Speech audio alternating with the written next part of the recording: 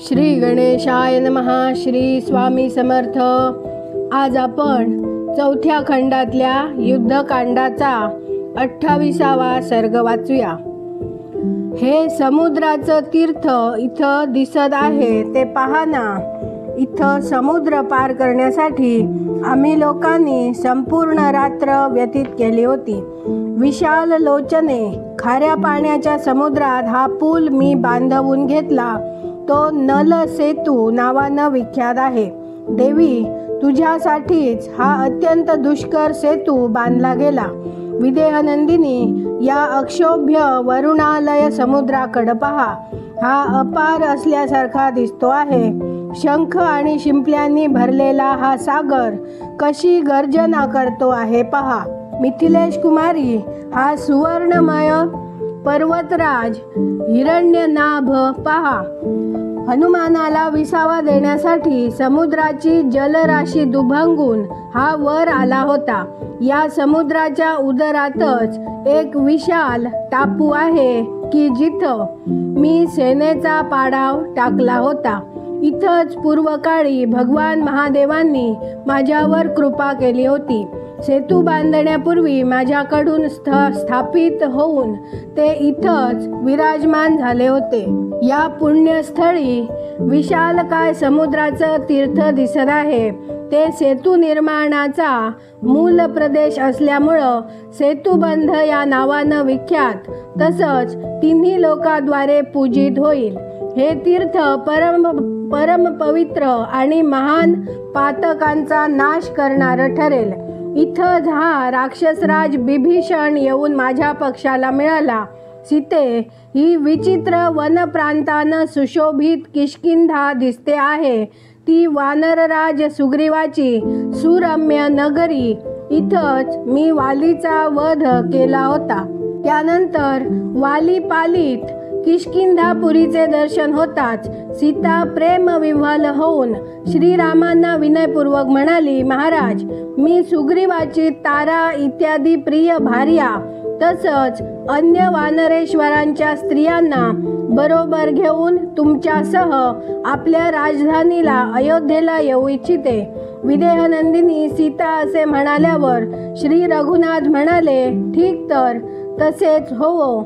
मग किष्किंधेला पोहोचल्यावर त्यांनी विमान थांबविले आणि सुग्रीवाकडे वळून पाहिले. वानरश्रेष्ठ, तू समस्त वानर युथपतींना सांग की त्या सर्वांनी आपापल्या स्त्रियांना बरोबर घेऊन सीतेसह अयोध्येला यावं.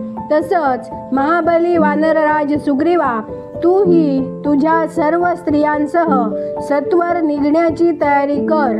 त्यामुळे आपण सर्वजण अयोध्येला लवकर पोहोचू. अमित तेजस्वी श्री रघुनाथ असे म्हणाल्यावर त्या सर्व वानरांनी घेरलेल्या श्रीमान वानरराज सुग्रीवाने त्वरेने अंतःपुरात प्रवेश करून तारेची भेट घेतली आणि तो म्हणाला, प्रिये, तू मिथिलेश कुमारी सीतेची प्रिय इच्छा म्हणून श्री रघुनाथांच्या आज्ञेला अनुसरून सर्व प्रमुख महात्मा वानरांच्या स्त्रियांसह लवकरच निघण्याची तयारी कर. आपण या वानर पत्नींना बरोबर घेऊन जाऊ आणि त्यांना अयोध्यापुरीचं तसंच महाराज दशरथांच्या साऱ्या राण्यांचं दर्शन घडवू.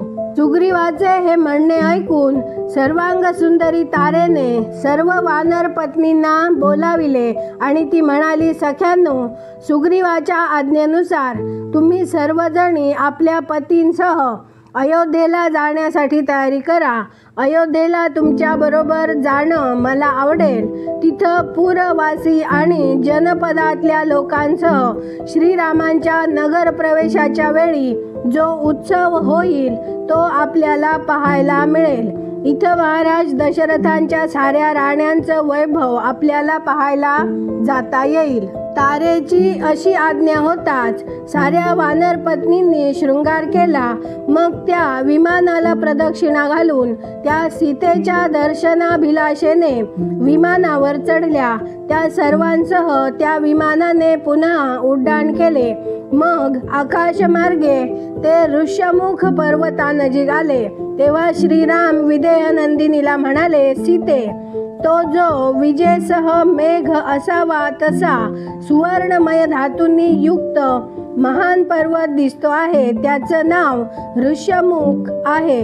सीते, तिथंच माझी वानरराज सुग्रीवाशी भेट झाली आणि मित्रत्वाच्या नात्यानं आम्ही बांधले गेलो. त्यानंतरच मी वालीचा वध करण्याची प्रतिज्ञा केली. हीच ती पंपा नामक पुष्करणी आहे, जी तटवर्ती विचित्र काननांनी सुशोभित होते आहे. इथं तुझ्या वियोगामुळं दुःखी झाल्यामुळं मी विलाप केला होता. याच पंपा सरोवराच्या तटावर मला धर्मपरायण शबरीचं दर्शन घडलं. इथंच एके ठिकाणी मी 1 योजन लांब हात असलेल्या कबंध नामक राक्षसाचा वध केला होता. विलासशालिनी सीते, जनस्थानात तो शोभाशाली विशाल वृक्ष दिसतो आहे पहा. तिथं बलवान तसेच महातेजस्वी पक्षीप्रवर जटायू तुझं रक्षण करीत असताना रावणाच्या हातून मारला गेला होता. इथं ते स्थान आहे की जिथं माझ्या सरळ जाणाऱ्या बाणांनी खर मारला गेला. दूषण जमीनदोस्त झाला आणि महापराक्रमी त्रिशिरा मृत्युमुखी पडला. वरवर्णिनी शुभदर्शिने, हा आपला आश्रम पहा. आपली चित्रविचित्र पर्णशाला इथून दिसते आहे. इथं येऊन राक्षसराज रावणानं बलपूर्वक तुझं अपहरण केलं होतं. ही स्वच्छ जलराशीनं सुशोभित झालेली मंगलमयी रमणीय गोदावरी नदी पहा. तो केळीच्या बागांनी घेरलेला महर्षी अगस्त्यांचा आश्रमही इथून नीटपणे दिसतो आहे आणि हा महात्मा सुतीक्ष्णांचा दीप्तिमान आश्रम इथं दिसतो आहे. विदेहनंदिनी, तो शरभंग मुनींचा महान आश्रम दिसतो आहे की जिथं सहस्त्र नेत्रधारी इंद्राचं आगमन झालं होतं.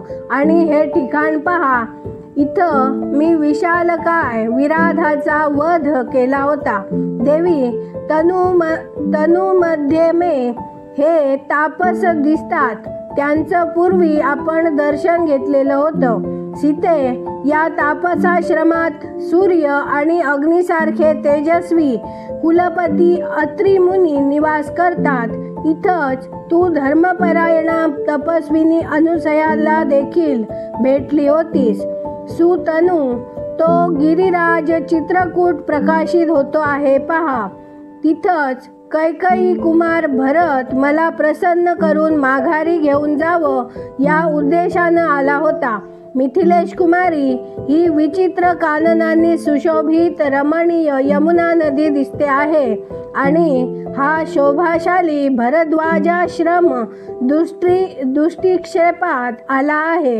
ही पहा पुण्यसलीला त्रिपथगामिनी गंगा. तिच्या तटावर नाना प्रकारचे पक्षी किलबिल करीत आहेत. द्विजवृंद पुण्यकर्मात घडून गेले आहेत. हिच्या तटवर्ती वनामध्ये वृक्ष सुंदर फुलांनी बहरलेले आहेत. हे वृक्षवेरपूर इथं माझा मित्र गुह राहतो. सीते, ही युपमालांनी अलंकृत सरयू नदी दिसते आहे. हिच्या तटावर तुझ्या पित्याची राजधानी आहे. विदेहनंदिनी, तू वनवासानंतर पुन्हा परतून अयोध्येला आली आहेस. या प्रित्यर्थ या पुरीला प्रणाम कर. तेव्हा बिभीषणासह ते सर्व राक्षस आणि वानर अत्यंत हर्षोल्लासाने उड्या मारून मारून त्या पुरीचे दर्शन घेऊ लागले. त्यानंतर ते वानर आणि राक्षस श्वेतगच्चांनी अलंकृत आणि विशाल भवनांनी विभूषित अयोध्यापुरी पाहू लागले. ती हत्तींनी घोड्यांनी भरलेली नगरी देवराज इंद्राच्या अमरावतीप्रमाणे शोभिवंत दिसत होती. सर्व तिचे निरीक्षण करू लागले. इथे 28वा सर्ग पूर्ण झाला. उद्या आपण 29वा सर्ग वाचूया. व्हिडिओला लाईक करा, शेअर करा, सबस्क्राईब करून बेल आयकन क्लिक करा, म्हणजे आलेला प्रत्येक व्हिडिओ तुमच्यापर्यंत पोहोचेल. आणि कमेंटमध्ये जय श्रीराम लिहायला विसरू नका. धन्यवाद. जय जय श्रीराम.